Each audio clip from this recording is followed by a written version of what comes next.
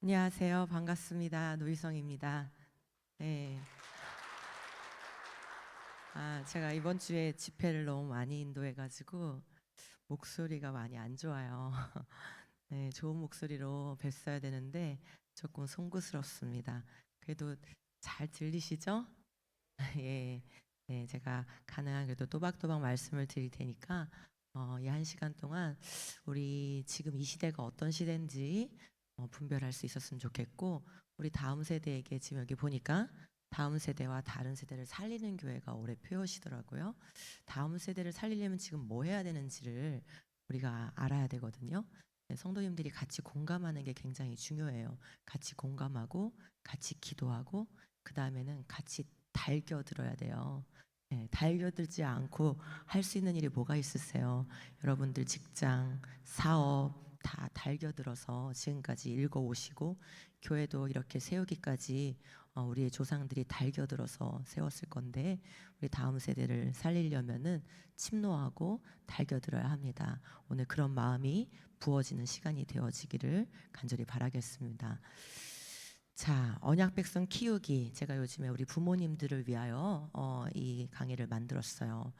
우리 부모님들, 또 우리 할아버지 할머니들, 우리 다음 세대를 키우는 우리가 알아야 되는 것들이 너무 많은데, 제가 막 어려운 얘기부터 하면은 힘들어하셔서 일단 동기를 좀 부여해 드리기 위해서 시대를 좀 파악하는 얘기를 먼저 해보도록 하겠습니다. 여러분, 유산 많이 준비하셨어요? 유산? 제가 두 유산 얘기를 좀 해보려고 하는데요. 유산 그러면은 내가 뭘 준비했나? 아니면 나는 부모님한테 무슨 유산을 받았나? 나는 내 자녀에게 어떤 유산을 물려줄 수 있나? 뭐 이런 생각을 하면서 아파트 생각도 나고 땅도 생각이 나고, 요즘에 뭐 금도 생각나시나요? 금값이 하도 올라서 그러실 수도 있어요. 자, 우리가 물려줘야 되는 유산이 무엇인지 한번 보시겠습니까? 1600년대의 영국은 지금과 같은 영국이 아니었어요. 우리가 생각할 때 영국은 19세기에 세계 선교를 주도했던 나라죠. 우리도 영국의 덕택을 어느 정도는 보았다고 볼 수 있습니다. 그러나 1600년대로 가면은 영국은 설교하는 것만으로 억압을 받고 탄압을 받아서 감옥에 가야 하는 그런 종교의 자유가 없는 나라였습니다. 그 가운데 존 버년 누군지 아시죠? 뭐 지으신 분이에요? 철로역정 지으신 분이죠. 예. 이 철로역정이 바로 그 시절에 쓰여진 책이에요. 예. 이 존 버년이라는 목사님인데, 이 목사님이 설교를 하고 복음을 전한다는 이유로 감옥에 가게 됐어요. 그리고 그 감옥에서 쓰여진 책이 바로 철로역정이고, 또 다른 책도 쓰셨습니다. 여러분, 이 존 버년의 철로역정은 성경 다음으로 많이 번역되는 책이고요. 복음이 전파되는 그 나라에 성경 다음으로 항상 번역이 되어서 아주 쉽게 그림 언어로 복음을 알려주고, 그다음에 예수님을 만난 크리스찬이 어떠한 그런 인생 경로를 거쳐서 어떠한 믿음의 여정을 거쳐서 하나님 나라에 입성하게 되는지를 보여주는 그런 책이죠. 아주 누구라도 어린아이라도 쉽게 성경적인 그런 복음, 그다음에 성경적인 그리스도인의 삶에 대해서 잘 써놨기 때문에 정말 성경의 버금가도록 그렇게 보급되고 읽혀왔습니다. 전 세계 언어로 번역이 되었죠.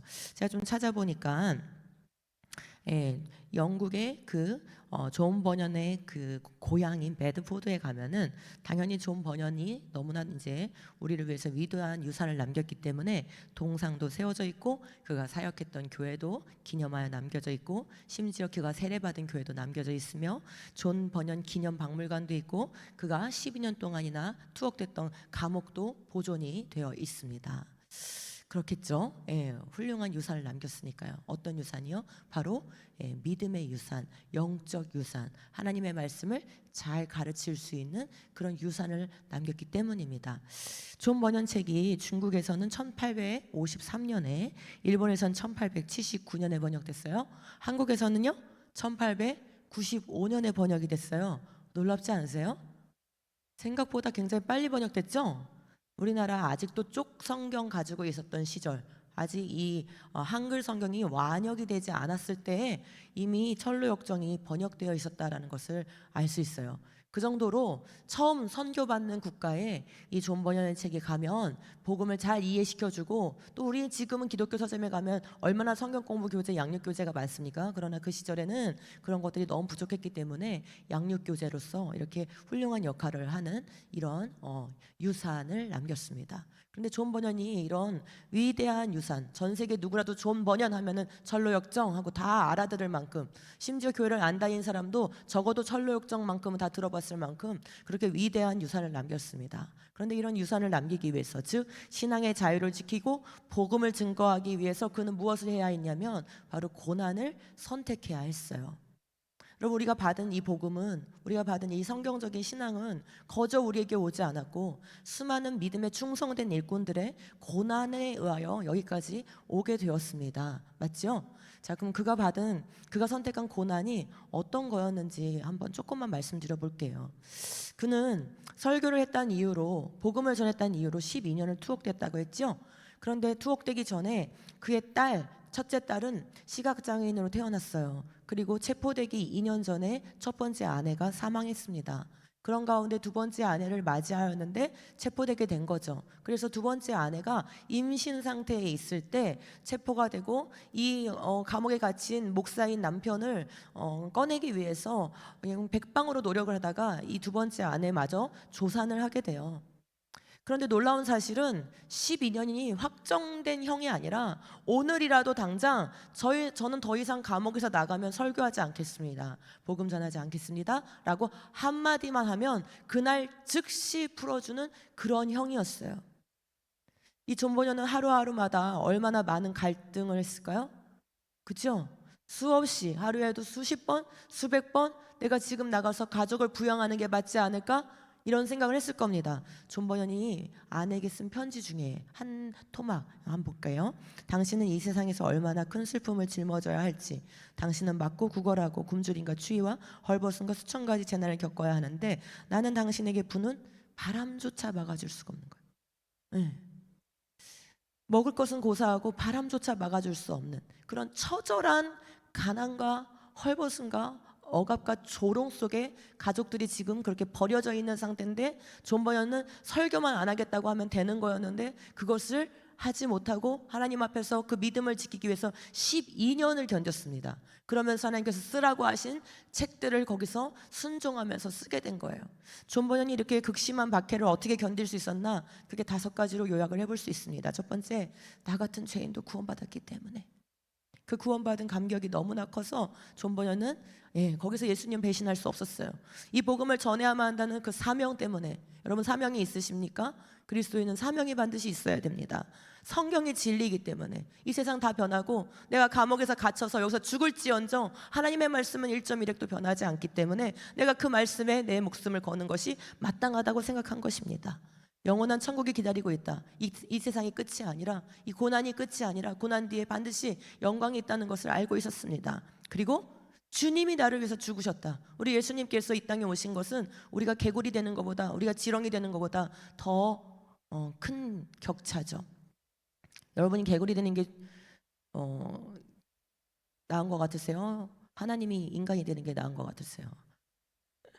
인간 되는 게 나은 것 같으세요? 우리가 개구리 되는 게 더 나은 거예요. 우리와 개구리의 차이가 하나님과 인간의 차이보다 훨씬 작아요. 근데 하나님이 그렇게 피조물이 돼서 오셨잖아요. 그리고 우리가 개구리 밟아버리면 어떻게 됩니까? 그것처럼 우리 예수님 짓밟히셨잖아요. 그런 엄청난 순종, 오신 것 자체가 순종이고, 그리고 일생을 통해서 둘째 아담으로서 완전한 순종을 해내시죠. 이 둘째 아담으로서 한 이 완전한 순종을 생각할 때 우리가 예수님을 따르는 그리스도인으로서 하나님 앞에 순종하지 않는다는 것은 있을 수가 없는 일인 거죠. 이것을 깨달은 존 버년은 감옥에서 죽을지언정 예수님을 배신할 수가 없었어요. 그렇게 해서 우리에게 위대한 유산을 남겼습니다. 또 하나 유산을 한번 살펴보도록 하겠습니다. 이 세상은 2가지 유산이 지배하고 있어요. 여러분은 어떤 유산을 남기는지 한번 잘 생각해 보시기 바랍니다. 시간이 흘렀습니다. 1600년대에 그런 극심한 박해를 견디고 복음을 전했던 믿음의 사람들이 있었기 때문에 영국은 종교의 자유가 주어졌고 청교도의 국가가 되었죠. 존 웨슬리의 국가가 되었죠. 그럼에도 불구하고 한쪽에서는 하나님의 말씀을 거부하는 사람들, 복음을 거부하는 사람들이 그리고 하나님이 없다고 말하고 싶은 사람들이 또 일어났어요. 1800년대가 됐는데 바로 누가 일어났습니까? 진화론을 전 세계에 퍼뜨린 바로 다윈이라는 사람이 일어났어요. 다윈도 유산을 남겼어요. 여러분, 다윈이 무슨 유산 남겼는지 우리가 압니까? 모릅니까?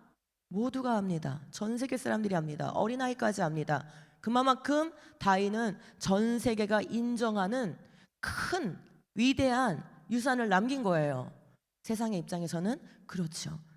다윈의 고향 셔르베리에 가면은 역시 다윈의 동상과 기념공원과 심지어 그가 세례받은 교회, 다윈이 교회를 다녔나요? 네, 어릴 때 교회를 다녔다고 합니다. 다윈의 기념 박물관이 세워져 있고 수많은 상점들에 다윈의 이름이 붙여져서 그렇게 기념된 마을로 조성되어 있는 것이에요. 여러분, 다윈의 유산이 지금 어떻게 물려지고 있습니까? 지금도 끊임없이 우리 다음 세대에게 다윈의 유산을 물려주는 책들과 동화책과 영화와 영상과 그리고 교과서가 끊임없이 집필되고 있고 인쇄되고 있고 보급되고 있습니다. 우리가 무엇인지 물어보지 않아도 될 만큼 우리가 사회에 다윈의 유산이 가득 채워져 있는 상태이죠. 그는 어떤 유산을 남긴 걸까요? 생명의 기원이 하나님 없이도 설명될 수 있다라는 이 신념의 유산. 인간이 원숭이 같은 동물 조상으로부터 나왔기 때문에 인간이 영장류에 불과하다. 인간도 그냥 동일한 동물의 한 종이다라는 이 신념의 유산을 남겼어요. 여러분, 지금 여기 보시면은 다윈이 출석했던 교회 뭐 이렇게 생겼다는 건 아닙니다. 영국에 가면은 셔르베리에 다윈이 출석한 교회가 남겨져 있어요. 보호받고 있어요. 근데 그 교회는 우리가 믿는 이런 교회랑 다른 유니테리언이라는 삼위일체를 인정하지 않는 이단 교회입니다. 그러니까 다윈은 에라스무스 다윈이라는 자기의 할아버지 때부터 이미 이 유니테리언 교회를 다니고 있었고 이 이단 종파에서 어린 시절을 보냈습니다.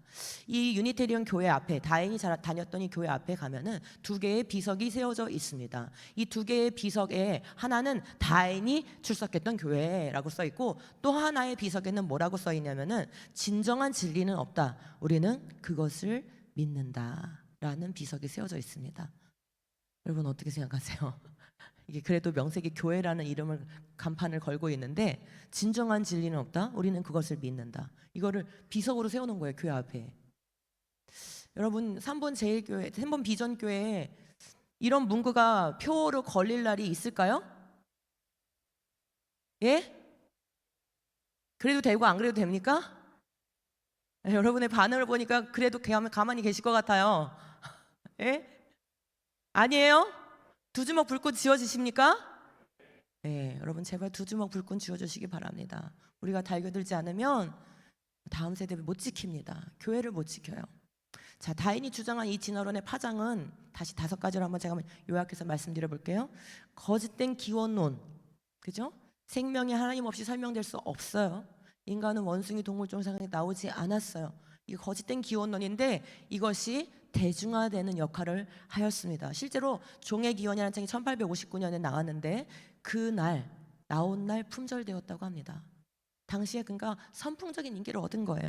그리고 모든 것은 자연의 우연한 결과물이라는 이런 신념을 심어줬어요. 역사는 동물들이 자연 선택, 적자, 생존, 환경에 적응하는 것은 살아남고 환경에 적응하지 않는 것은 도태돼서 사라지면서 동물들이 이렇게 다양하게 진화되어 왔다라는 그 자연 선택설이 바로 다윈의 이론이에요. 근데 이것을 단지 이 자연 세계의 동물들에게만 적용할 것이 아니라 그 과정을 거쳐서 결국 인간도 적자 생존의 결과로 나온 것이기 때문에 인간이 살아가는 이 사회에다가도 인간이 살아가는 이 역사에다가도 적자 생존의 원리를 적용시켜야 된다라는 믿음을 또한 심어주게 되었습니다. 그럼 그것은 구체적으로 무엇이냐? 바람직하지 않은 건 제거된다는 거예요. 바람직한 건 살아남는다는 거예요. 적응하는 건 살아남는다는 거예요. 적응하지 못하는 건 도태된다는 거예요. 그래서 결국은 부적합한 존재는 제거되는 것이 자연의 법칙이고 자연의 이치다라는 그런 신념을 심어줬어요. 그게 지금 오늘날 유행하고 있는 캔슬 컬처와 맞물려 있는 것입니다. 또 하나, 마지막 가장 중요한 건데 다윈의 이러한 진화론의 파장은 결국 누구나 스스로 좋은 것을 결정할 수 있다라는 거짓 인권 개념을 심어줬습니다. 여러분, 인간이 가지고 있는 이 권리는 어디로부터 온 것입니까? 크게 한번 말씀해 보세요. 인간이 가진 권리, 인간의 존엄성, 예, 그건 어디서부터 온 거죠? 하나님으로부터 왔습니다. 그래서 우리는 그걸 뭐라고 하냐면 천부인권이라고 얘기합니다. 그러나 하나님을 거부하는 이 세속 사회에서는, 세속 인본주의 진영에서는 천부인권이란 말 자체를 싫어합니다. 그래서 인간이기 때문에, 자신이 인간이기 때문에 인간의 존엄성은 인정받고 싶어 해요. 그렇지만 그것이 하나님께로부터 왔다는 것은 인정하고 싶지가 않은 것이에요. 그러니까 우리는 물질의 변화 생성 진화 과정을 거쳐서 우연히 생성되었는데, 그 중에서 인간이 가장 진화되었고 인간만 유일하게 생각할 수 있고 이렇게 고차원적인 두뇌를 가졌어 라고 생각하면서, 결국 인간 스스로가 생각할 수 있는 이 능력을 가지고 있기 때문에 내가 나에게 부여한 인권, 내가 스스로 내가 옳다고 하는 게 옳고 그르다고 하는 게 그르고, 내가 좋다고 하는 게 좋고 내가 싫다고 하는 게 싫은, 그죠? 모든 가치 판단의 기준이, 모든 진리 기준이 누구라는 거예요? 인간 자신이라는 거죠. 그렇게 해서 거짓된 인권 개념이 심어지는데 그 밑거름이 되었습니다. 그럼 여러분, 유산이라는 것은, 여러분이 다인을 만났나요? 우리 아이들이 다인을 만났나요? 아니죠. 근데 어떻게 우리가 다인의 진화론을 유산으로 이렇게 받아들고 있는 건가요? 우리가 부정할 수가 없어요. 우리 아이들은 지금도 계속 학교에서 배우고 있습니다. 다인의 유산을 받고 있는 거예요. 그렇죠? 누가 있기 때문에 가능한 겁니까? 유산을 상속하는, 대대로 물려주는 유산의 재생산자들이 있기 때문에 가능한 겁니다. 그럼 몇 사람만 한번 제가 말씀드려 볼게요. 다인과 동일한 시대에 살았던 독일의 헤켈이라는 진화론자가 있었습니다. 다인을 매우 존경했고 자신도 진화론을 이제 주장하는 그런 과학자였습니다. 이 사람이 이제 발표한 학설은 뭐였냐면은 배반복설이라는 거였어요. 모든 척추 동물은 뱃속에서 진화를 반복한다. 어류에서 양서류로, 양서에서 파충류로, 파충류에서 포유류로, 이렇게 진화의 계통을 반복하는 단계를 거쳐서 최종적으로 인간의 모양이 된다. 이런 계통 반복설 또는 배반복설이라고 하는데, 이러한 이제 거짓된 이론을 사실처럼 이제 발표를 했었습니다.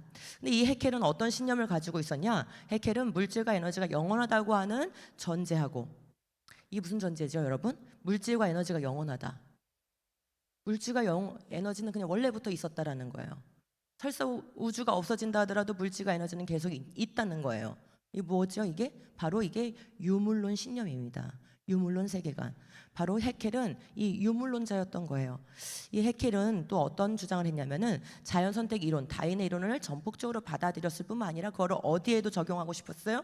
인간 사회에 적극적으로 적용하고 싶었어요. 그래서 진화가 더 된 종들은, 인간들은 살아남겨져야 되는데, 진화가 덜 됐거나 또는 인류 진화에 방해가 될 것 같은 그런 좀 덜 떨어져 보이거나 뭔가 부족하거나 뭔가 결핍되거나 뭐는 장애를 갖거나 유전병을 갖거나 이렇게 자신이 봤을 때 부족하고 뭔가 부적합하다라고 여겨지는 그런 사람들은 제거되어야 된다라는 신념을 갖고 있었어요. 그랬을 때 인류가 진화된다, 인류가 발전한다, 인류가 진보된다, 이런 신념을 가지고 있었어요. 그래서 실제로 이 사람은 무엇을 개발했냐면은 빠르게 몸속에서 빠르게 퍼져서 죽이는 약을 개발했어요.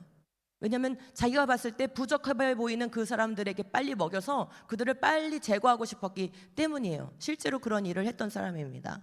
근데 이런 사람들의 이론 때문에 그 후대 사람들은 어떤 주장을 하게 됐습니까?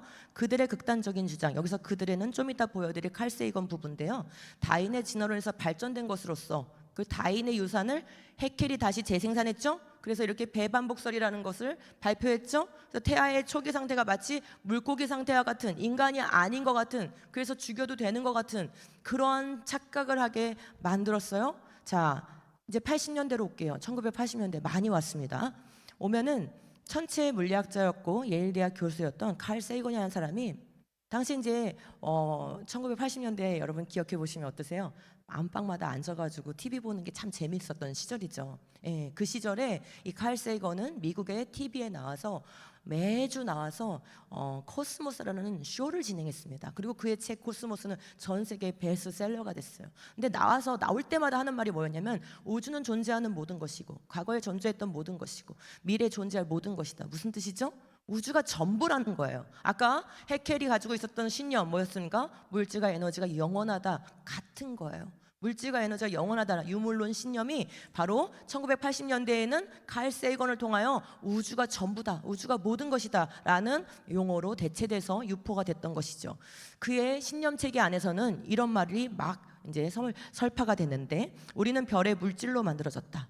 그러니까 별이 폭발할 때 이 우주 공간에 뿌린 물질, 그게 뭉쳐져서 태양되고 지구되고, 그 지구에서 화학 반응을 통해서 세포되고, 그 세포가 계속해서 돌연변이 자연선택 거쳐가지고 수십억 년 후에 인간 됐다. 그 얘기를 하는 거예요. 우린 진화적 산물이라는 거죠. 물질 외에는 아무것도 없다는 거죠. 역시 무슨 신념이에요? 유물론 신념이죠. 그래서 인간을 지칭하는 말이 뭐냐면 생각하는 별먼지. 인간은 그렇게 부르는 게 딱 좋겠다는 거예요. 인간 특별하지 않다는 거예요. 종교적인 믿음, 영적인 의미, 이런 것들은 모두 뭐에 불과하다고요? 망상에 불과하다. 뭐랑 일맥상통합니까? 아까 그 다인의 그 교회 앞에 써 있었던 거, 진정한 영원한 진리는 없다. 그죠? 예. 종교적인 신념, 우리가 영혼이 있다고 생각하는 거, 구원이 있다고 생각하는 거 다 망상이라는 거예요. 이들의 신념 체계에서 말이죠. 근데 여러분, 이게 1980년대를 풍미했던 한 그냥 과학자의 말일까요? 그렇지 않아요. 유산은 계속 물려지고 있어요. 확대 재생돼서 물려지고 있어요. 이들은 이 유산을 물려주기 위해서 매우 노력하고 있고 매우 충성하고 있고 온갖 수단과 방법을 다 동원하고 있습니다. 그래서 지금 그가 했던 말이 우리나라 교과서에 실려 있어요. 우리나라 고등학교 교과서에서 지난 8년 동안 가르쳐진 단원 제목이 뭡니까? 별에서 온 우리예요. 이건 천재교과서인데 다른 교과서에는 생각하는 별먼지라는 문구가 등장해요. 전 국민이 배우는 교과서에 고등학교 1학년 과정에 너는 바로 별에서 온 존재야. 너는 별먼지로 만들어진 존재야. 우리는 모두 물질로부터 온 그런 물질의 산물이야 라는 과학 시간에 배우는 과학 이론 같지만 사실은 뭐를 심어주고 있습니까?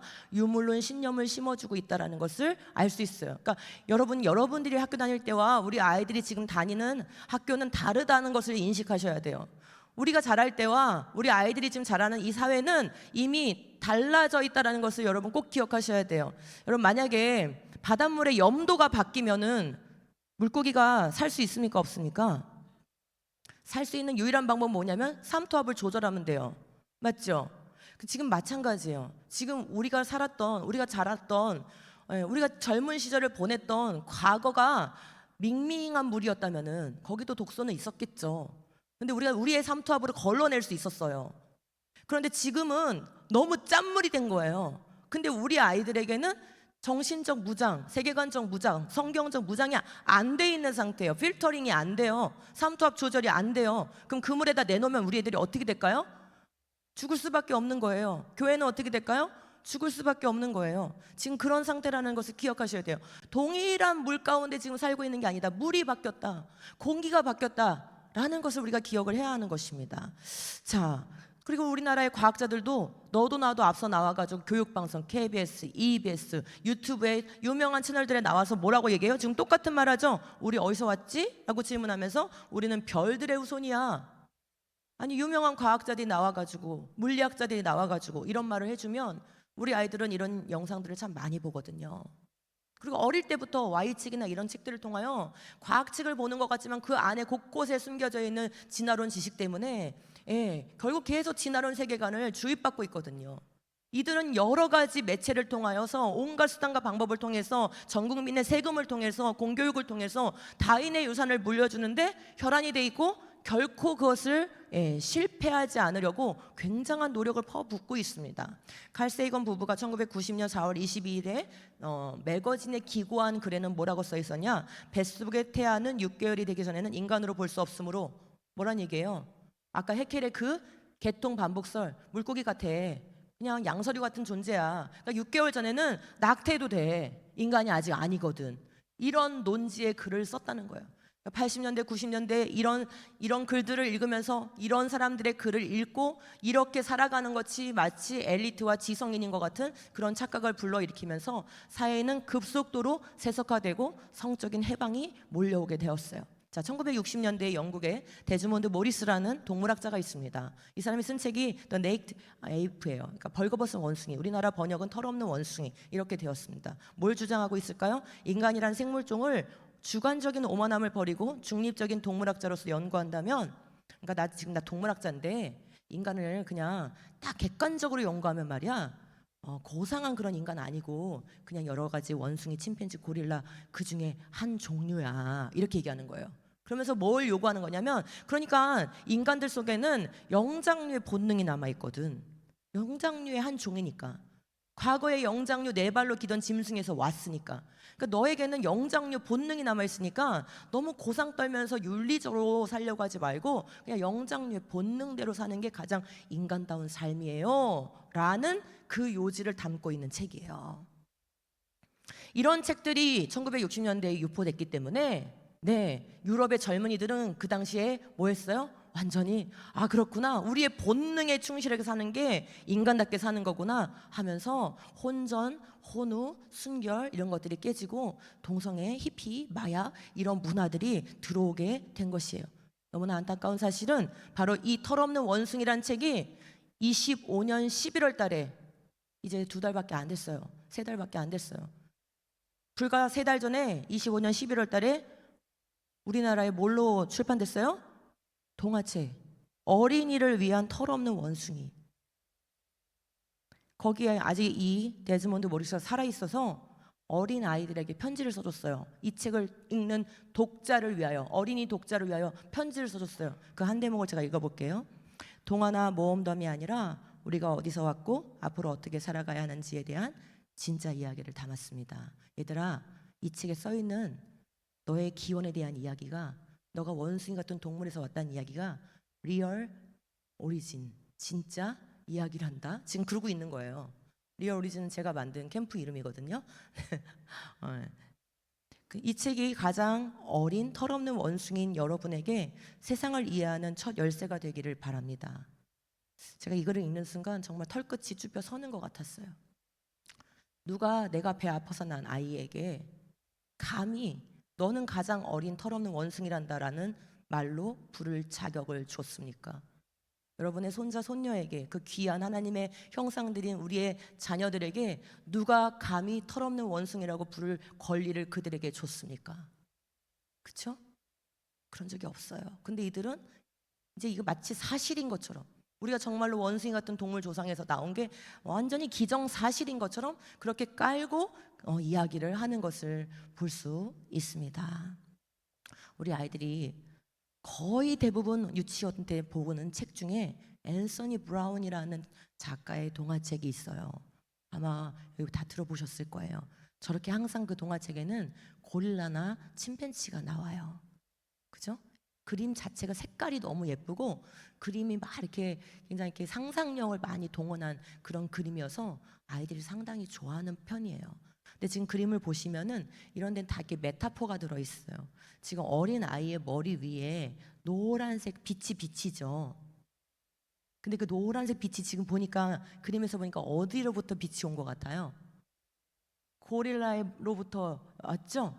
여러분, 우리 자녀들이 예수님의 빛을 받아야 돼요? 고릴라의 빛을 받아야 돼요? 그렇죠? 근데 지금 너의 정체성, 너의 마음의 빛을 밝혀주고 너에게 계시의 영을 주는 것은 바로 하나님이 아니라 고릴라란다. 너의 삶을 어떻게 살아야 되는지 알려면 우리의 조상인 영장류를 잘 이해하면 알 수 있어. 실제로 그러한 관점에서 이 동화책들이 쓰여졌습니다. 그림 자체가 좀 예쁘기 때문에 이렇게 미술관으로도 전시가 되는데, 미술 전시품 중에 하나를 제가 가져왔어요. 여기 볼까요? 낮에도 밤에도 졸지도 아니하시고 주무시도 아니하시고 우리 아이를 지키는 건 누구예요? 우리 아이 머리맡에 지금 누가 있습니까? 지금 이런 것들이 여러분 그냥 우연한 그림이라고 생각하세요? 작가는 엄청난 생각을 해서 여기다 고도의 메타포를 집어넣는 거예요. 네가 낮이나 밤이나 내가 너와 동행할게. 너가 잠든 순간에도 난 너와 함께 있단다. 그죠? 하나님을 대체하는 개념인 거예요. 우리나라의 저학년의 품격이라는 시리즈 동화책이 있는데 그 중에 하나의 제목이 우리 엄마는 고릴라예요. 지금 최근에 나온 책입니다. 도서관마다 다 꽂혀 있을 겁니다. 실제로 엄마로 고릴라가 등장하지는 않습니다. 그러나 담고 있는 내용은 우리 아이들에게 어떠한 정신세계를 심어주는 걸까요? 가족 구성은 정말 결혼한 엄마, 아빠, 한 여자와 한 남자에 의해서만 구성되는 게 아니라 그 누구도 우리의 가족 구성이 될 수 있어. 다양한 가족이 가능한 거야. 이 다양성 개념으로 아이들은 진화라는 개념을 가르치기엔 너무 어리죠. 유치부 아이들은. 그래서 우리 유치부 아이들에게는 바로 이 다양성 개념을 심어주면서 또 환경을 보호해야 된다라는 그런 생태 개념을 심어주면서 바로 이런 진화 개념 그리고 성혁명 개념이 동시에 들어가고 있다라는 것을 여러분 아셔야 됩니다. 그래서 제가 이제 앤서니 브라운의 이런 동화책들의 이 내용들을 보면서 아까 제가 말씀드린 그 1960년대에 털없는 원숭이를 쓴 데즈몬드 모리스하고 분명 연관이 있을 것이다라는 생각이 들었어요. 그래서 좀 조사를 해봤더니 와, 정말 기가 막힌 연관이 있었습니다. 사실 이 앤서니 브라운의 이 동화책들을 보시면은 이런 화풍을 뭐라 하냐면 초현실주의라고 하죠.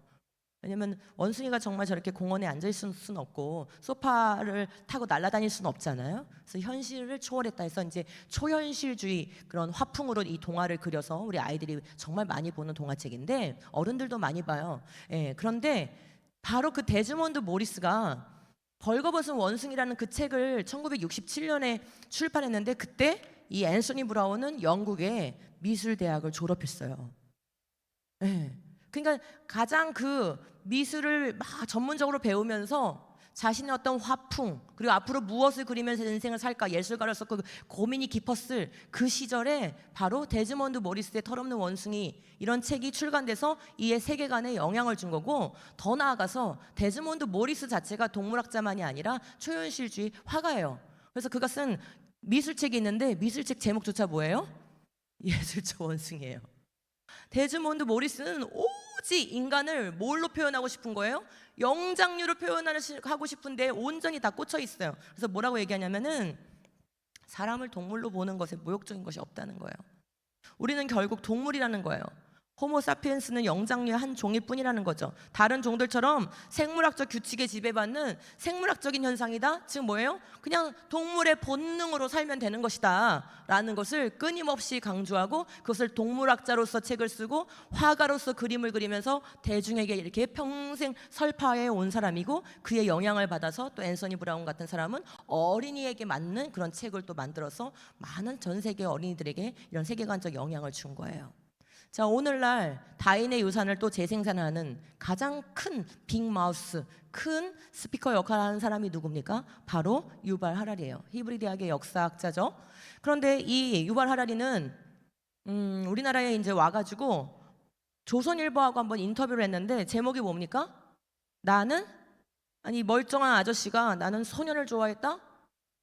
그리고 그걸 또 대서특필하듯이 이렇게 기사로 남겨놨어요. 여러분도 다 검색하면 찾아서 읽으실 수 있는 기사입니다. 인터뷰 내용 보니까 사람뿐만 아니라 동물에게도 동성애가 있다. 침팬지가 그 아니다. 지금 이 유발 하리는 하고 싶은 얘기가 뭔 것 같으세요?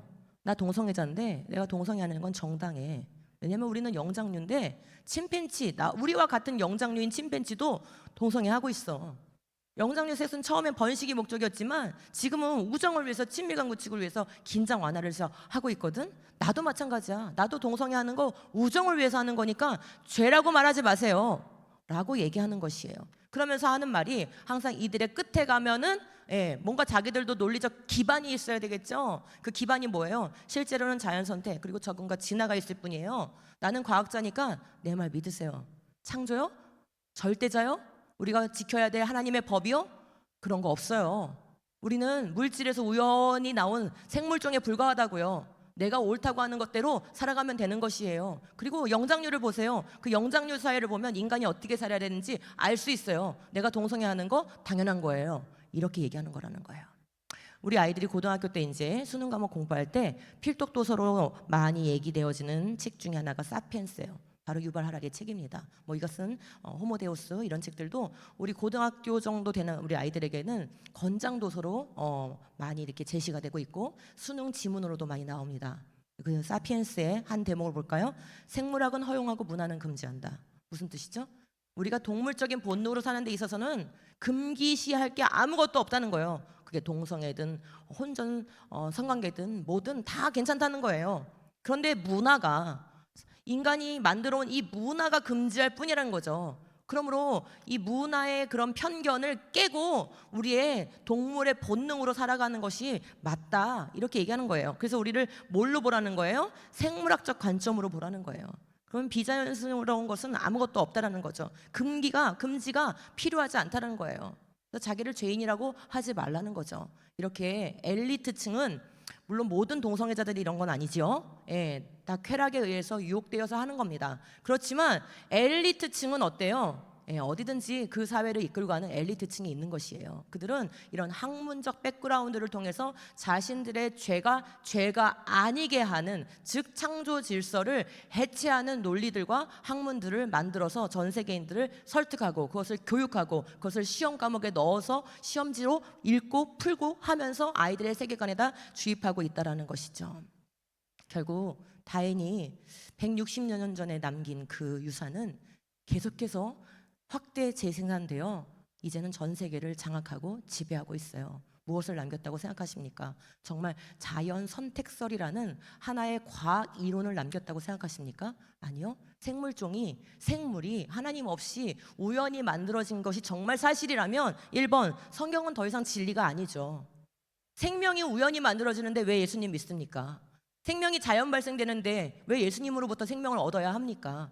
더 이상 성경은 진리가 아닌 것이 되는 것이에요. 모든 것이 자연의 우연한 산물이며 인간은 한 생물종에 불과하다. 즉 인간은 특별한 하나님의 형상 아니라는 거예요. 인간이 하나님 앞에서 책임져야 될 것도 없다는 거예요. 죄의 개념 자체가 없어지는 거죠. 세 번째, 사람은 누구나 좋은 것을 스스로 결정할 수 있는 권리를 갖는다. 내가 옳다고 하는 게 옳은 것이다. 인간의 이성이 진리의 기준이 된다라는 바로 인간 중심적인 철학, 인본주의, 세속주의를 심어놓은 것이다라는 것을 알 수 있고, 이것이 우리의 교육과 문화를 통해서 계속 확대 재생산되며 다음 세대에게 거대한 유산으로 지금 물려지고, 다음 세대는 이 진화론으로 재편된 이 세계관에 갇혀서 옴짝달싹 못하는 그런 상황 가운데 놓여져 있다라는 것입니다. 결코 자연에 대해서 말하고 있는 것이 아닙니다. 바로 인간이 누구며 인간이 어떻게 살아야 하는가에 대하여 말하고 있었던 것이에요. 교과서는 다인의 유산만을 전달하고 있어요. 즉 우리 아이들은 하나님의 말씀과 다른 유산에 둘러싸여 있는 것이에요. 교과서 어디에도 단 한 점이라도 창조주 하나님에 대한 언급은 없습니다. 지금 우리 아이들이 20년 동안 유치원 때부터 대학 교육까지, 대학 가면 더 심합니다. 여러분 자연과학과를 가지 않아도요, 인문학과를 가도, 교육학과를 가도, 심리학과를 가도, 정치학과를 가도, 그런 모든 사회학과를 가도 전부 다 진화론 베이스로 해석하게 되어 있습니다. 그래서 우리 아이들이 인문학과를 보냈는데 진화론 때문에 신앙을 버리게 되는 경우들이 상당히 많이 나타나요. 어쩌면 더 심합니다. 왜냐하면 사상화되어서 이것이 전달되기 때문에 단지 그냥 과학적인 지식을 배울 때보다 우리 이 가치관의 영향이 더 커요. 그런 시대에 지금 우리가 놓여져 있는데, 학교에서는 보세요. 우주의 기원, 별의 기원, 지구의 기원, 생명의 기원, 인류의 기원, 성의 기원, 가정의 기원, 죽음이 왜 존재하느냐에 대한 문제까지 전부 다 진화론적 관점만 배워요. 지금 20대에게 가가지고 대학가에 가서 죽음이 뭐냐라고 한번 질문해 보세요. 지금 현재 우리나라의 20대 많은 아이들은 죽음은 바로 대답합니다. 소멸이다. 죽음은 소멸이다. 왜요? 물질에서 왔잖아요. 물질의 진화 과정을 통해서 인간이 됐잖아요. 그럼 죽으면 물질로 돌아가면 끝나는 거잖아요. 그래서 죽음은 소멸이다가 요즘 우리 젊은이들이 갖고 있는 죽음에 대한 가치관이에요. 여러분 그러면 학교에서 계속 이렇게 배우는데 우리는 뭘 해야 될까요? 학교에서는이 아니라 교회에서는으로 한번 바꿔 보시겠어요? 교회에서는, 그죠? 뭐를 갖춰야 될까요? 성경적인 우주의 기원, 성경적인 별의 기원, 성경적인 지구의 기원, 성경적인 생명의 기원, 성경적인 인류, 가정, 죽음의 기원, 이걸 가르쳐야 되겠습니까? 안 해도 되겠습니까? 가르쳐야 되겠죠? 이거는 옵션이 아니에요. 해야만 하는 거예요. 여기는 20년 동안 시험 봐가면서 외워가면서 하는 거예요. 근데 지금 교회에서는 지금 20분 분반 공부하는데 1년 내내 창조 안 가르쳐요. 교회 아이들이 모태신앙에서부터 자라서 대학을 가도 창조에 대해서 제대로 배운 적이 없이 대학에 갑니다. 어떻게 우리 아이들이 방어해낼 수 있으며 어떻게 우리 아이들이 세상을 이길 수 있을까요? 불가능한 지금 싸움 가운데 놓여져 있는 게 현실입니다. 교실이 왜 이렇게 됐을까? 여러분 우리 아이들이 지난 8년 동안 초등학교 4학년 때 배운 국어 지문이에요. 과학 시간에 배운 게 아니라 국어 시간에 배운 지문이에요. 제목이 뭐냐면 동물 속의 인간이 보여요. 동물 속의 인간이 보여요. 그리고 이 글이 실려 있는 단어는 낱말 뜻을 사전에서 찾으며 그릴게요. 그러면 읽다가 모르는 단어 나오면 사전 찾고 그 뜻 이해하고 풀이하고 다시 읽고 수십 번 반복했겠죠? 학원에서 또 가서 또 했겠죠? 요즘은 또 앱으로 하잖아요, 학습지. 그것도 했겠죠? 그런 거예요. 근데 정말 짧아 보이는 이 2페이지짜리 글이 얼마나 파괴적인 글인지 제가 다 말씀 못 드려서 죄송한데 문장이 다 파괴적인데 2문장만 말씀드려 볼게요. 인간은 지구에서 아주 짧은 시간을 살아온 셈이에요. 그에 비하면 바퀴벌레, 까치, 돼지는 인간보다 훨씬 오랫동안 지구촌 주민으로 살아왔어요. 여러분, 언제부터 바퀴벌레와 까치와 돼지가 주민이었어요? 이들 주민세네요? 지금 아이들한테 세뇌시키는 거예요. 너희보다 먼저 이들이 이 지구에 살았고 이들은 우리와 같은 지구의 주민이야. 이걸 왜 세뇌시키는 줄 아세요? 그 다음 문장이 뭐냐면, 제가 그거 안 담아왔는데 그 다음 문장이 뭐냐면, 우리가 동물을 이렇게 바퀴벌레를 제가 만약에 잡잖아요.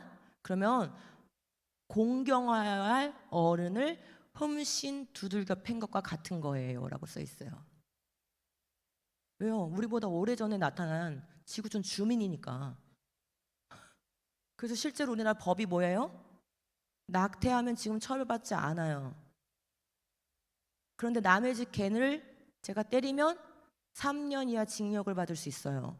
이게 지금 현재 우리나라 법이에요. 여러분, 이런 교육을 하는 것과 그런 법을 만든 게 별개로 따로따로 우연히 생긴 일이라고 생각하십니까? 아니면 어딘가에서 기획이 됐다고 생각하십니까? 그럼요.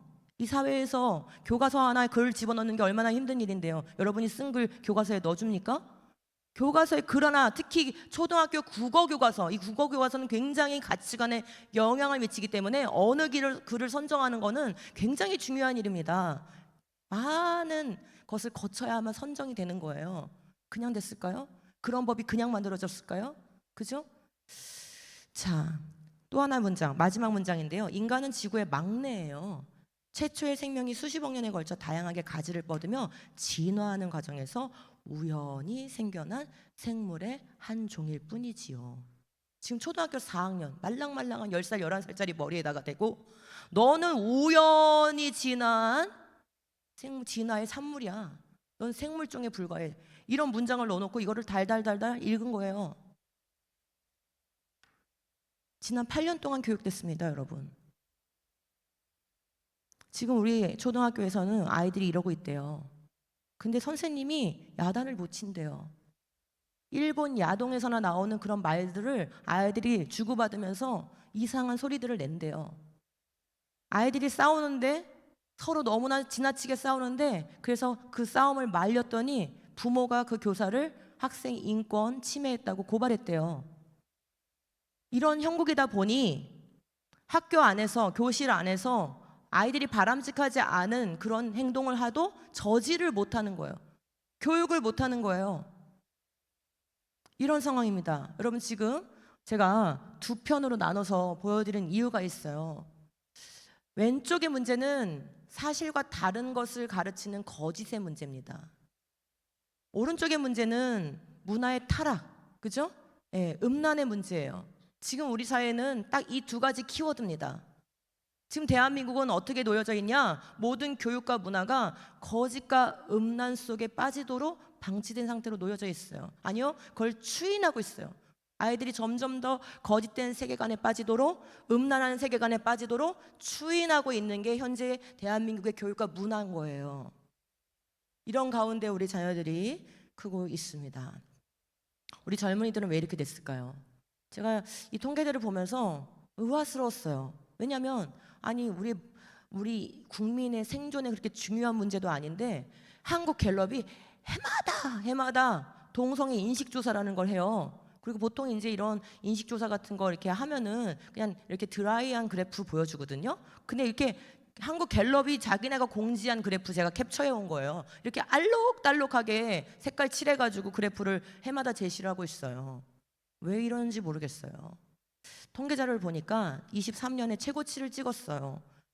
10대에서 20대, 주요 20대의 남성이 23년에는 동성 결혼을 법제화하는 걸 찬성하는 게 52%, 20대 여성이 77% 찬성했어요. 동성애도 사랑의 한 형태라고 얘기한 20대 남자가 63%, 여자가 89%였어요. 다행히 최근에 25년도 통계치를 보니까 살짝 내려갔어요. 그런데 그게 중요한 게 아니고요. 이게 더 중요해요. 퓨 리서치라고 미국의 여론조사 전문기관이 있죠. 여기가 장기간적인 조사를 했더라고요. 그래서 그 데이터를 보니까 2002년부터 2019년 동안 굉장히 길게 인식조사를 한 거예요. 그러니까 우리나라의 사회 변화를 볼 수 있었어요. 어떤 변화가 있었냐? 한국의 경우 연령층에 의한 태도 차이가 매우 컸다. 16세에서 29세의 젊은 층 79%가 동성애가 사회적으로 수용돼야 한다고 밝힌 반면에 50대와 그 이하의 연령층에서는 23%에 그쳤다. 그러니까 50대와 그 이상의 연령층, 그러니까 여기 계신 분들 대부분이실 것 같은데 우리와 같은 세대에 있는 분들은 동성애를 지지하는 사람이 거의 없어요. 그런데 신기하게도 16세에서 29세 젊은 층은 79%인 거예요. 그래서 그 격차가 얼마나 나냐면 56%예요. 이거는 세계적으로 굉장히 특이한 경우인 거예요. 여러분, 우리는 동일한 사회에 살고 있어요. 언론을 통제하지 않고 있어요. 그리고 우리는 똑같은 밥을 먹어요. 정보가 누구에겐 주어지고 누구에겐 안 주어지는 그런 사회가 아니에요. 그럼 우리는 동질적 집단이에요.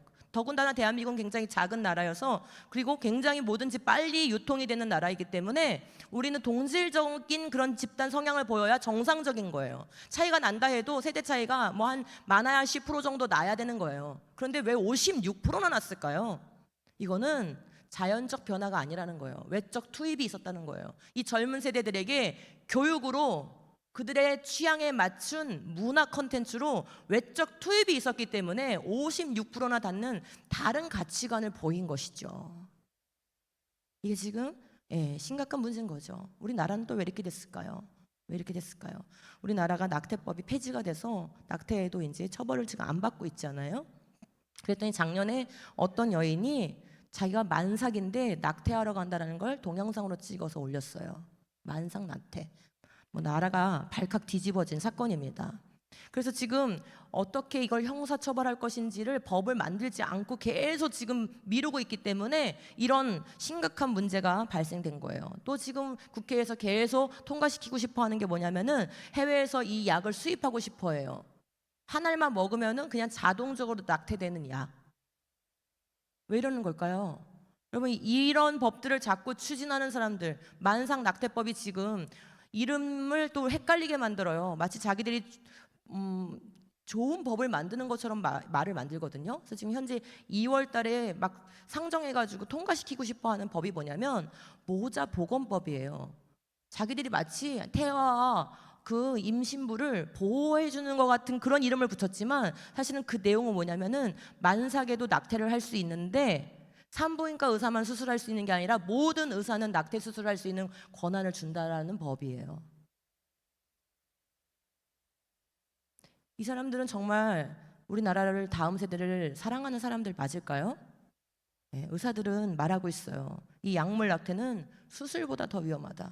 여성의 몸을 매우 상하게 한다는 거예요. 생명을 죽이는 것일 뿐만 아니라 그 아이를 가지는 여자에게도 너무나 위험한 약이라는 것이에요. 근데 이 약을 수입하면은 그 현대약품이란 그 제약회사가 수입을 추진하려고 하고 있는데 1,700 몇 억을 해마다 벌어들일 수가 있대요.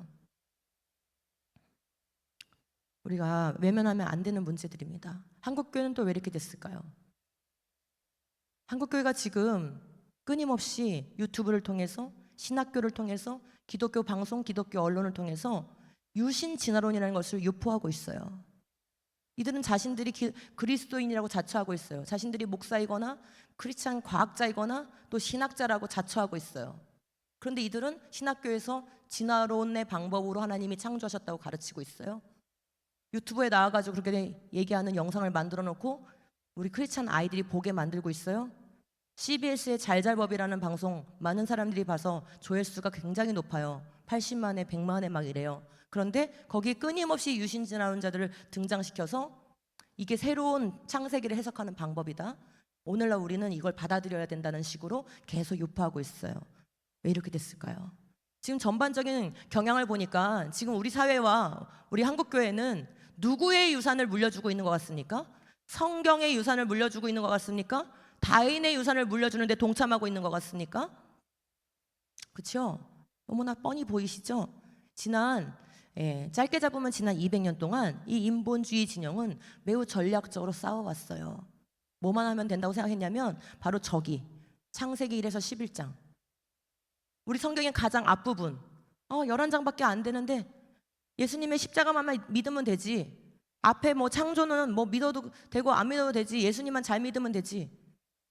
우리에게 그런 인식을 심어준 게 무엇 때문이냐면은 바로 이 인본주의 진영이 진화는 과학이고 창조는 신앙이야 라는 프레임을 계속 씌워서 창조는 마치 사실이 아니고 실제 이 지구에서 일어나는 건 진화인 것처럼, 그게 진짜 역사인 것처럼 계속 가르쳐오고 계속 유포했기 때문이에요. 그런데 교회는 그게 공격인지도 모르고 우리를 죽이는 가장 치명적인 공격인지도 모르고 그래, 창조는 신앙이지, 진화는 과학이고, 그렇게 하면서 창조를 가르치는 일에 등한시해 왔어요. 교육은 학교에서 하는 거지. 교회 오면 그냥 찬양 부르고 기도하고 예배만 드리면 되는 것이지. 어떤 교육을 해야 되는지, 그 교육을 위해서는 그 뒷받침이 뭐가 돼야 되는지, 그런 것에 대해서 노력하는 일에는 매우 등한시해 왔어요. 왜요? 그게 눈에 보이는 부흥하고 상관이 없어 보였기 때문이겠죠. 그런데 그러는 동안 지난 200년 동안 이 진화론의 바탕을 둔 악한 사상들이 쑥쑥 자란 거예요. 열매를 풍성히 맺었어요. 왜요? 그들이 진화론 씨앗을 많이 뿌렸거든요. 그랬더니 뭐가 나왔어요? 거기서 사회주의가 나왔어요. 나치즘이 나왔어요. 우생학이 나왔어요. 동성애가 나왔어요. 성전화해도 된다는 그런 논리가 나왔어요. 심지어 미국의 8개 주에서는 이미 인간의 시신을 퇴비로, 정원의 퇴비로 쓰는 인간 퇴비장이 통과되어 있는 상태예요. 왜요? 물질로 돌아가면 그만이니까, 죽으면 소멸이니까. 이런 유물론적 세계관을 온 세상에 유포한 게 바로 뭐예요? 진화론이죠. 이런 게 당연한 것처럼, 이런 걸 따라가야 현대적이고 그리고 앞서가는 것처럼 이렇게 유행을 만들었어요. 자, 여러분, 누가 유산을 잘 물려주고 있는 것 같습니까? 지금 성경을 맡은 교회가 무엇을 해야 되는지 방향을 잃었어요. 본질이 무엇인지 방향을 잃었어요. 무엇에 사투를 벌여야 되는지 그 초점을 잃어버린 상태예요. 아직도 문제의 핵심을 모르겠습니까?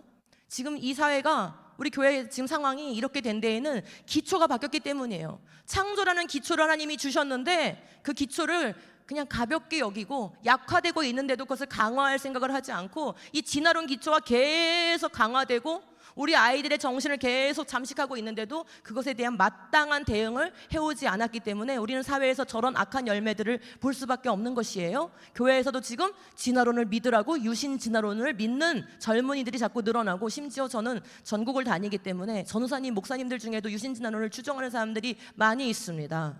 교회학교 부장님도 있고요, 교회학교 교사도 있습니다. 우리 아이들은 그런 교사와 그런 전사님, 그런 목사님 밑에서 배우고 있는 상황인 것이에요. 왜요? 그들의 신학교에서 그걸 가르쳤으니까요.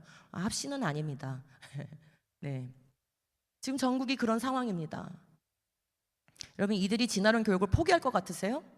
안 포기합니다. 자신들의 세속적인 세계관을 뒷받침할 건 오직 진화론밖에 없기 때문에 절대 이들은 그 진화론 교육을 포기하지 않을 겁니다. 여러분은 포기하시겠습니까? 창조 교육하기를 포기하시겠습니까? 이 시대를 이기는 믿음의 세대를 키우려면 창조신앙을 매우 심화하여서 체계적으로 진지하게 그리고 재미있게 가르쳐야 되는 거예요. 여러분, 우리는 위대한 유산을 남길 결심을 해야 합니다. 결심하시겠습니까? 결심했어. 한 번만 해볼까요? 시작. 결심했어.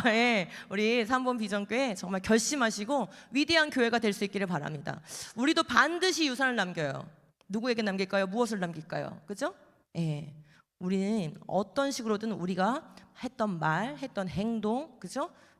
우리를 통해서 만들어진 산물, 이런 모든 것들이 이웃과 사회에 영향을 주게 되어 있는데, 그 이웃과 사회 중에 가장 영향을 많이 받는 그 이웃이 누굴까요? 우리의 바로 자녀입니다. 우리는 우리 자녀에게 가장 많은 유산을 남기게 될 거예요. 우리가 물질적인 유산을 남기고 싶으시겠죠. 그렇지만 그보다 더 중요한 건 바로 영적 유산을 남겨야 되는 거예요. 이걸 잃어버리면 다 잃어버리는 것이에요. 교회는 어떤 유산을 남겨야 하며 다음 세대에게 무엇을 가르쳐야 할까요? 이 시간에 분명하게 우리가 인식하고 확신하고 결단하길 바랍니다. 이분은 켄 햄이란 분인데 Answers in Genesis라는 미국의 창세기에서 대답하라 라는 단체를 세우고 전 세계에게 영향을 미치는 창조신앙 교육을 하는 리더입니다. 이분이 뭘 만들었냐? 실제 크기의 방주를 켄터키주에 만들었어요. 실제 크기의 방주니까 월드컵 경기장보다 더 길거든요. 그 거대한 방주를 만들었으니까 그 안에 어떻겠어요? 예, 테마파크를 만들 수 있는 거예요. 그 안에다가 창조가 사실이고 노아홍수가 사실인, 즉 창세기 1에서 11장까지가 우리의 참된 기원이고 참된 역사라는 것을 가르치는 교육 자료를 완전히 다 전시물을 다 넣어서 테마파크를 만들었어요. 그 외에도 수많은 일들을 지금까지 해오고 있는 분이에요. 그래서 제가 너무나 존경하는 분입니다. 이분이 하는 말이 예수 그리스도에 대한 온전한 사랑과 하나님 말씀에 대한 순전한 믿음을 물려줘야 된다. 맞죠? 우리 다 그렇게 생각해요. 그런데 정말 그 일을 어떻게 해야 되느냐, 이 시대에 무엇을 해야 되냐가 중요한 거예요. 같이 읽읍시다. 시작. 후세에 남길 만한 가치 있는 유산은 바로 하나님에 대한 신실한 믿음이다. 우리가 결정할 것은 그 믿음 위에 설 것인지 아닌지의 문제인 것이다. 먼저 여러분의 허약해진 무릎을 일으켜 세우시기 바랍니다. 먼저 여러분의 늘어진 손가락을 강하게 펴시기를 바랍니다. 우리가 강하게 믿음 위에 서서 신실한 믿음을 다음 세대에게 전하고자 열심히 기도하고 열심히 모이고 열심히 연구하고 열심히 교육하고 이렇게 할 때에만 우리는 다음 세대를 지켜낼 수 있습니다. 이 일은 오늘날 갑자기 닥친 일이 아닙니다. 참된 믿음의 사람들은 언제나 이런 선택이 있었어요. 여호수아가 뭐라고 했습니까? 그러므로 이제는 여호와를 경외하며 온전함과 진실함으로 그를 섬기라. 너희의 조상들이 강 저쪽과 애굽에서 섬기던 신들을 뭐하고요? 치워버리고. 여러분, 여호수아 시대에 진화론이 있었습니까? 만약에 여호수아 시대에 진화론이 있었으면 여기에 강 저쪽과 애굽에서 섬기던 신들 아니고 진화론을 치워버리고 이렇게 말했을 겁니다. 그 시대의 세계관은 뭐였냐? 바로 풍요와 다산을 준다고 하는 그 가나안의 신들과 애굽의 신들이죠. 그게 그들의 세계관이었어요. 이방인들의 세계관. 그런데 유일한 절대자 창조주 하나님, 그분을 믿는 여호와 신앙을 가진 이 이스라엘 백성이 자꾸 그 이방 족속의 신관, 그들의 세계관, 왜냐면 그게 짜릿짜릿하고 재밌고 거기에 그냥 음란한 성행위가 있고 그런 식으로 예배를 드리고 제사를 지내고 하다 보니까 그런 또 세상에서 풍요와 다산을 추구하는 게 우리의 욕구에 충족하잖아요. 그러니까 이런 것들이 자꾸 유혹에 끌려가서 거기 끌려가려고 하는 거예요. 그러니까 여호수아는 그런 거 다 치워버리고 너희가 섬길 자를 오늘 택하라. 오직 나와 내 집은 여호와를 섬기겠노라. 이렇게 선포했잖아요.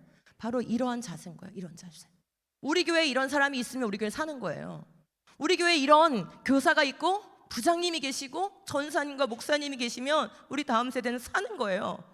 근데 이런 사람이 없잖아요. 그러면 교회에다가 우리 자녀들을 맡겨주셨어도 우리는 그 아이들을 영적인 유산을 물려주지 못한 채 비리비리 이 세상에서 질 수밖에 없는 그러한 상태로 놓게 된다는 것이죠. 마지막 때에 대해서 신약성경은 많이 경고했어요. 동일한 패턴으로, 동일한 말씀으로 많이 경고했어요. 우리가 듣지 않는 거예요. 자, 뭐라고 경고했습니까? 그들이 너희에게 말하기를 마지막 때에 자기의 경건하지 않은 뭐대로요? 정욕대로 사는 게 이 마지막 때 증상인 거예요. 그러니까 우리가 보고 있잖아요. 그죠? 조롱하는 자들이 있으리라. 뭘 조롱할까요? 뭘 조롱할까요? 유다서는 짧아서 안 나왔는데 베드로에 가면 나와요. 베드로후서에 먼저 이것을 알지니 말세에 조롱하는 자들이 와서 또 뭐 따라서요? 정욕을 따라서 행하며 동일한 현상이죠? 근데 뭘 조롱하냐? 주께서 강림하신다는 약속이 어디 있느냐? 즉 예수님의 재림을 기다리는 믿음의 신앙을, 종말론적인 이 믿음의 신앙을 조롱한다는 거예요. 그 다음에 또 이거와 함께 같이 가는 게 있어요. 이게 이제 요게 아주 중요한 거예요. 여러분, 예수님의 재림을 기다리세요? 이 재림을 기다리는 신앙을 우리 다음 세대에게 물려주기 원하십니까? 즉 산소망, 복음의 산소망을 우리 다음 세대에게 물려줘야 돼요. 우리 아이들의 심장이 복음으로 뛰게 만들어야 돼요. 여러분이 안 뛰시죠? 뛰세요? 여러분의 가슴이 복음으로 뛰어야 우리 다음 세대의 가슴에 복음을 뛰게 만들 수 있어요. 그런데 어디에서 그 무너짐이 나오는 거냐면 베드로후서가 이미 예언했어요. 2000년 전에. 보세요. 예수님의 재림을 기다리는 이 산소망을 가진 복음을 믿는 우리들을 조롱하는데 그 전략이 뭐냐면은 조상들이 잔으로부터 만물이 처음 창조될 때와 같이 그냥 있다 하니, 이게 뭔지 아세요? 만물이 그냥 있다 하니라는 사상이 온 세계에 말세 때는 덮을 거라는 거예요. 만물이 그냥 있다 하니, 여러분 지금 보시면 자연 만물이 막 급격하게 변해요. 천천히 변해요. 느리게 변하죠.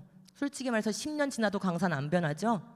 인간이 파지 않는 한 자연은 10년이 지나도 강산 안 바뀝니다. 우리나라 속담 잘못된 거예요. 예. 근데 그렇게 지금 현재는 자연의 여러 가지 변화 속도가 느려요. 그런데 언제나 느렸을까요? 그렇지 않았습니다. 그런데 마지막 때에 어떤 사상이 유행할 거라고 하냐면은 현재 자연의 만물의 그 변화 속도, 그 느린 속도대로 과거에도 아주 점진적으로 느리게 진행되어 왔다. 만물이 그냥 있었다. 이게 뭐냐? 바로 균일론이라는 거예요. 균일론. 우리 아이들은 중학교 때부터 이 사상을 과학 시간에 동일과정설이라는 이름으로 배웁니다. 동일과정설. 동일과정설에 입각해서 느리고 점진적인 변화에 의해서 지층과 화석을 해석해서 지구가 오랜 연대가 나오는 걸 정당화하는 논리로 쓰고 있어요.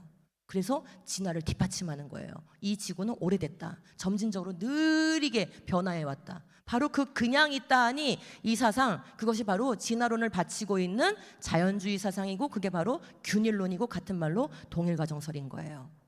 로마서를 가지고 한번 다시 말씀드려 볼게요.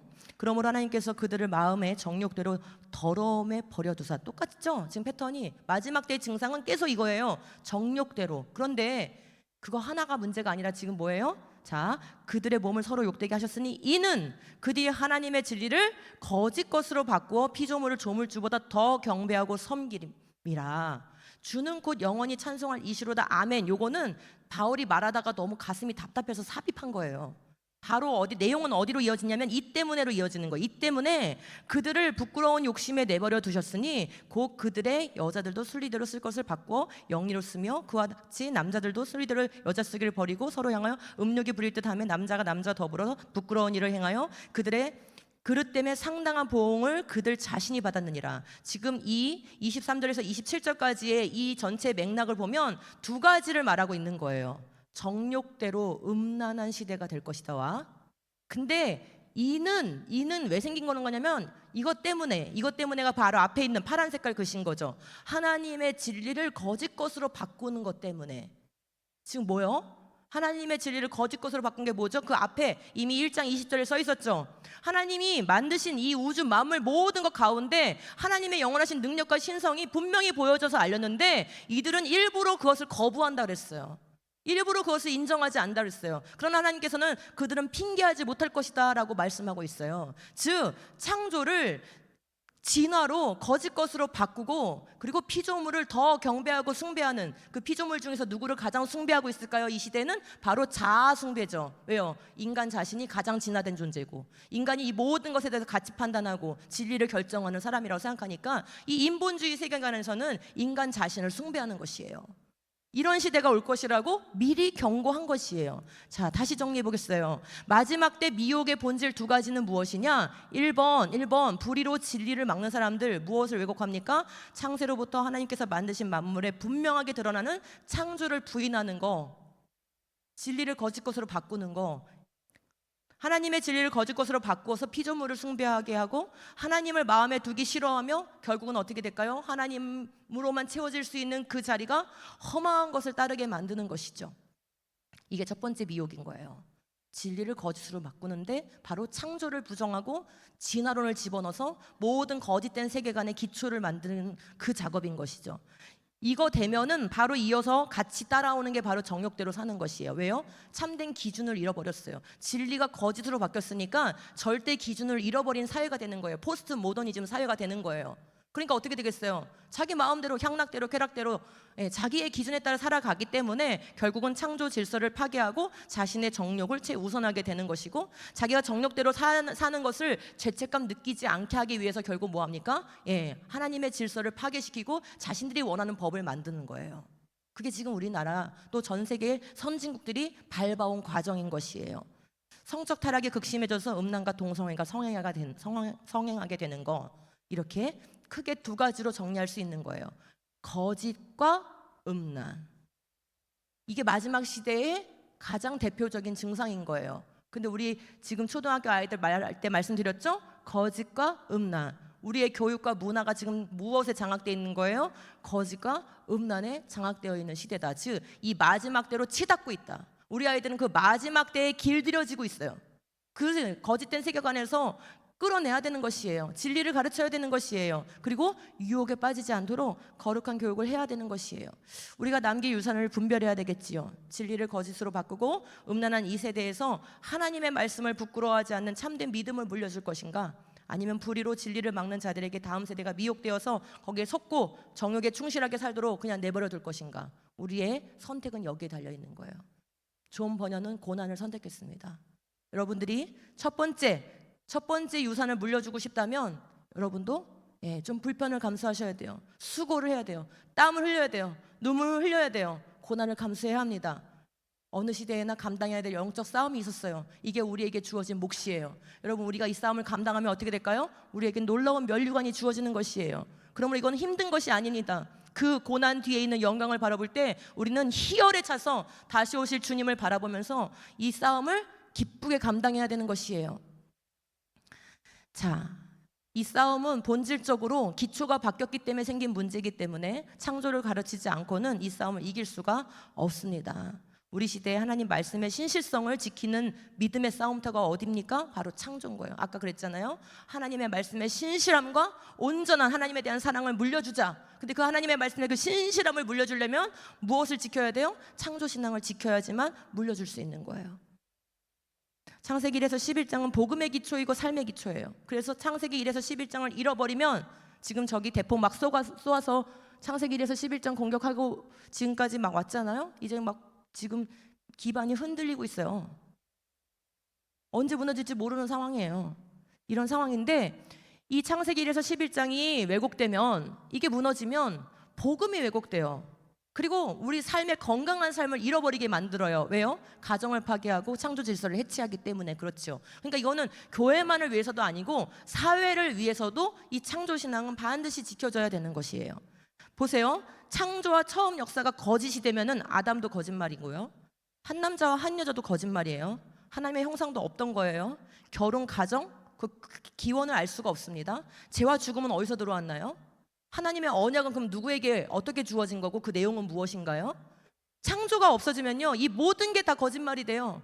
우리가 믿는 이 복음, 이 다 거짓말이 되는 것이에요. 그러므로 우리는 힘써서 우리 언약 백성들을 이 시대의 이 흉악한 시대에 이기는 자들로 세우기 위해서는 하나님의 말씀의 이 신실함을 가르쳐야 되고 창조신앙을 심도 있게 체계적으로 가르쳐야 되는 것이고 그 일에 같이 관심을 가져야 돼요. 누군가 이 일을 할 만한 사람이 하겠지. 그래서 저는 창조과학이라는 말을 싫어해요. 전 창조과학이라는 말을 안 써요. 창조과학이라고 말을 하면은 마치 어떤 착각을 일으키냐면은 과학을 좋아하고 과학을 잘하는 사람만이 창조를 가르쳐야 되거나 그 일을 해야 된다고 착각을 불러일으켜요. 그런 거 아닙니다. 여러분, 우리가 진화론이 있어서 창조 가르치는 겁니까? 그러세요? 진화론이 나왔으니까 우리가 창조를 가르쳐야 되는 거예요? 아니고 우리 하나님이 창조주이시기 때문에 창조를 가르쳐야 되는 거예요. 근데 우린 지금 거꾸로 됐어요. 우리 하나님의 자존심을 좀 세워드려야 돼요. 우리 아버지가 창조주셔서 우리 아이들에게 창조주이심을 가르치는 게 너무나 마땅한 일인데 우리는 지금 그런 생각을 하지 못하고 있어요. 진화론이 나와서 창조를 공격하는데도 그것을 또 방어적으로도 못하고 있어요. 참 우리가 너무나 하나님 앞에 불효하고 있다라는 생각이 들어요. 이제는 그 역사를 끊어버려야 됩니다. 끊어야 돼요.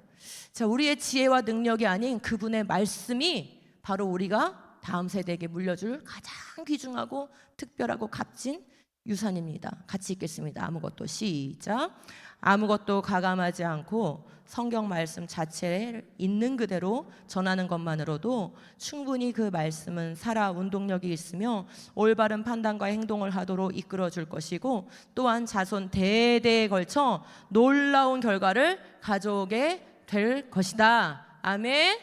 여러분의 가문에서 이러한 일이 일어나기를 바랍니다. 우리 비전교회를 통하여서 이런 일이 일어나길 바랍니다. 말씀 자체를 있는 그대로 충분하게 가르쳐서 우리 대대 자손에서 하나님을 영화롭게 하는 그런 믿음의 거룩한 거장들이 나오게 되기를 정말로 축복합니다. 하나님의 말씀은 다 순전하며 하나님은 그를 의지하는 자의 방패시니라. 너는 그의 말씀에 더하지 말라. 그가 너를 책망하시겠고 너는 거짓말하는 자가 될까 두려우니라. 어디 감히 하나님의 말씀을 변개합니까? 우리가 빼거나 넣거나 그러면 뭐가 된대요? 우리가 하나님의 말씀은 1.1핵이라도 변하지 않을 것이기 때문에 그것을 바꾸는 자, 너가 바로 거짓말쟁이가 될 거라는 것이에요. 하나님은 하나님의 말씀을 하나님의 신실성으로 보증하고 계십니다.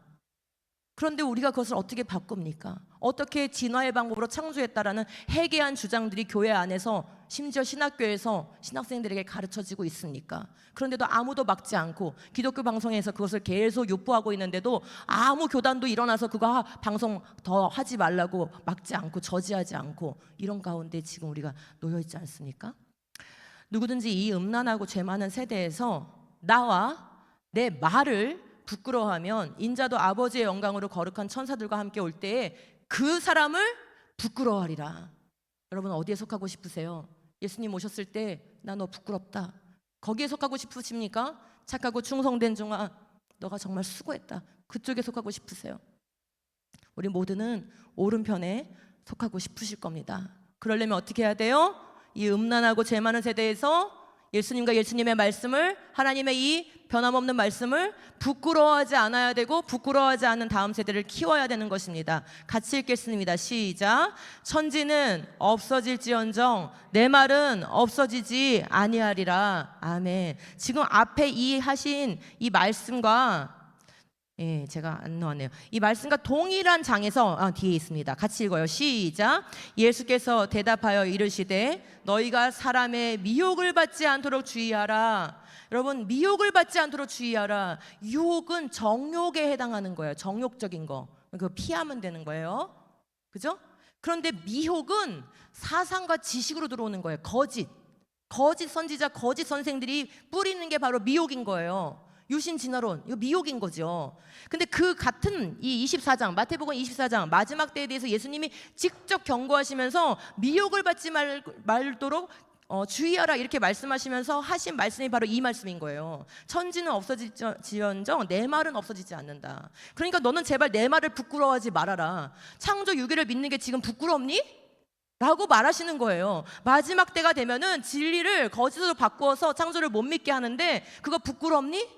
그 부끄럽지 않은 세대를 길러내야 된다라고 얘기하는 거예요. 여러분, 창조를 가르치면 우리 아이들은 하나님을 자랑스러워하게 됩니다. 여러분, 리얼오리진 캠프 해보세요. 아이들 얼굴이 얼마나 밝아지고 얼마나 아이들이 찬송해야 하는 목소리가 커지는지 한번 실제 경험해 보시기 바랍니다. 하나님이 얼마나 위대한 분이신지 하나님이 지으신 만물을 통해서 알게 돼요. 그분의 지혜와 능력과 그 위대하심을 경험하게 되기 때문에 아이들의 얼굴이 밝아집니다.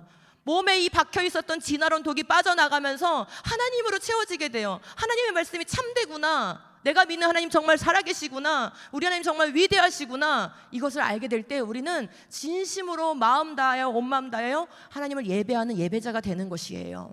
하나님께서 우주 만물의 통치자이심을 확신하게 돼요. 그것을 세세하게 정교하게 아주 정확하게 지으신 분이 지금도 법칙으로 질서로 우주 만물을 운행하시죠. 그것을 알게 되는 거예요. 모든 능력과 지혜가 이 우주 만물을 지으신 바로 하나님께로부터 온다는 것을 알게 돼요. 이걸 알아야 다니엘 같은, 다윗과 같은, 바울 같은 사람이 나오지 않겠습니까?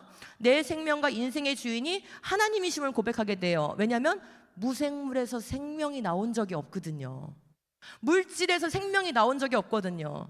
그 어떠한 생명조차도, 단 하나의 세포의 생명조차도 물질에서 나온 적이, 입증된 적이 없어요. 단 한 번도. 생명은 오직 생명이신 하나님께로부터만 오는 것입니다.